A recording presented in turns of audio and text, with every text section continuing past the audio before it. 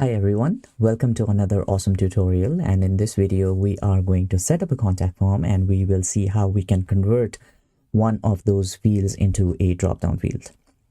Now drop-down field is something that Showit does not offer natively, and that was the whole purpose of this video. I created this video and created some JavaScript code that will convert a simple Showit input field into a drop-down.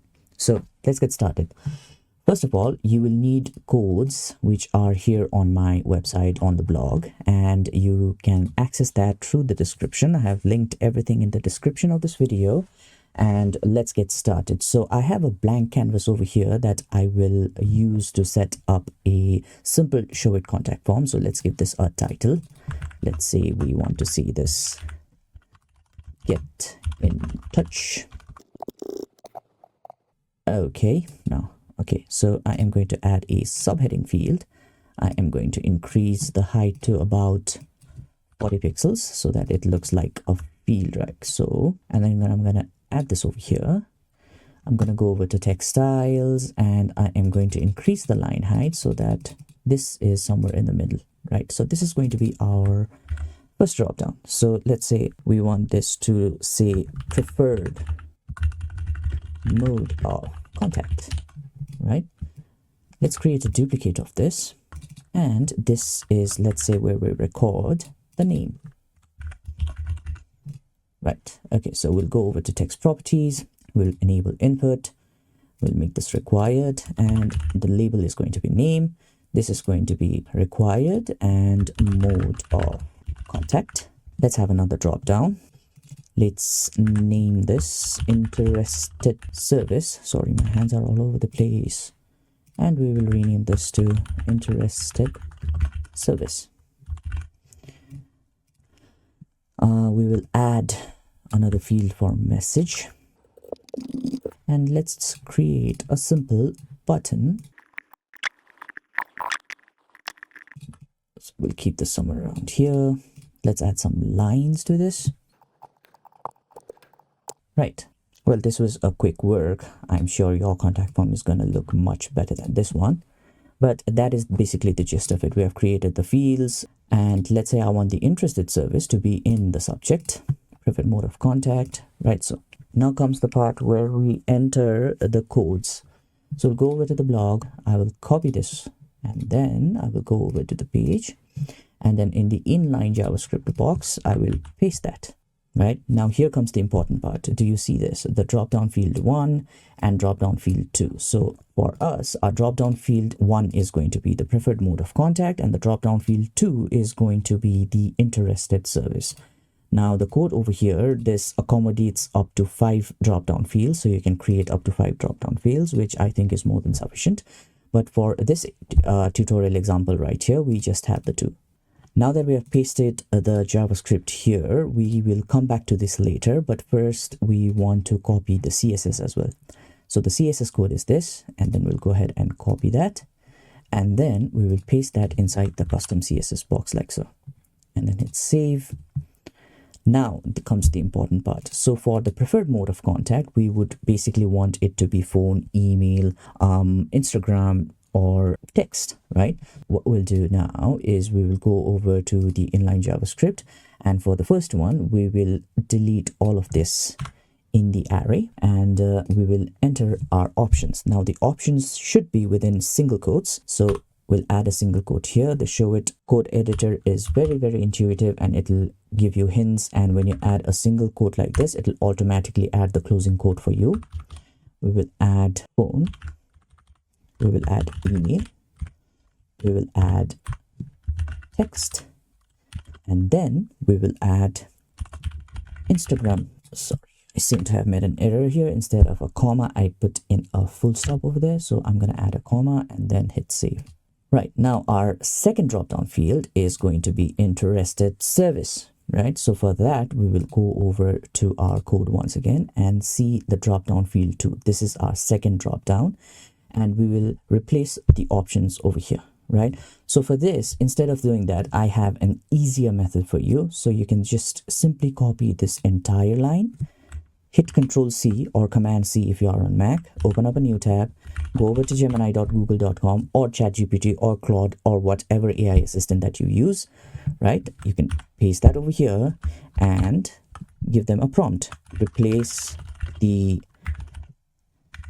array content with, so what are our options?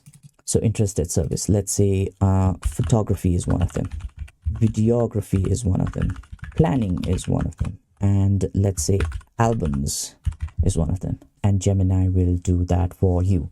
What we are going to do next is select all of this, copy. Notice that Gemini did not output the comma at the end here, so we'll go back to the code and then we will select all of this before the comma and then simply paste that over here.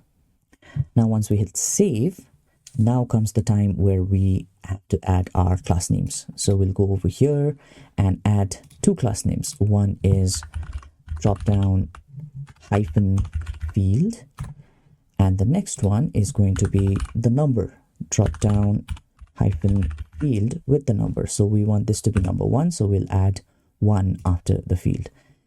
For this, we are going to add again the common class name, that is the Dropdown field, and the next class name is going to be Dropdown field, and this is our second dropdown, so we'll add 2. Great. Now once you are finished with this, you can preview this, click on the option, and you see these options right here. This is one of the errors that I wanted to actually go over. As you can see, when you click over this, you will see interested service is above this, right? We need to make sure that the interested service right here is below this on our on our left hand side stack, sorry. So we'll click on this and drag it below the preferred mode of contact. So the stacking should be 1, 2, and if you have additional drop downs, 3, 4, and 5. So like that.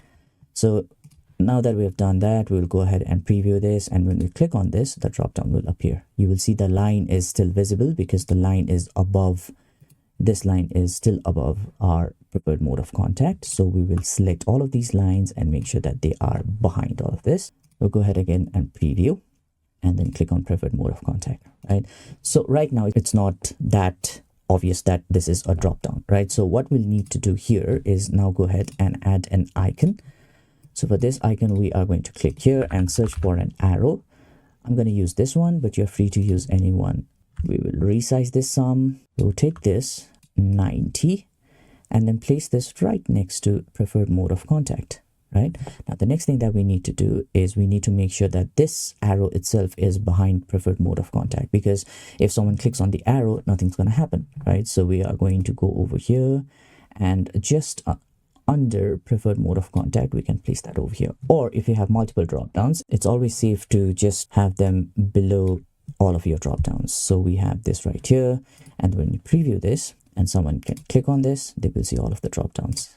So we will do this for interested service as well. Drag this below somewhere here, right? One thing we did not do is actually set click actions. So we'll set a click action.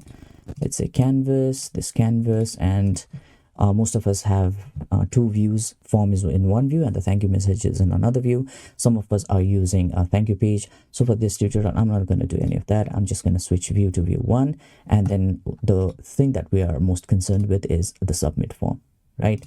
So we will preview this now.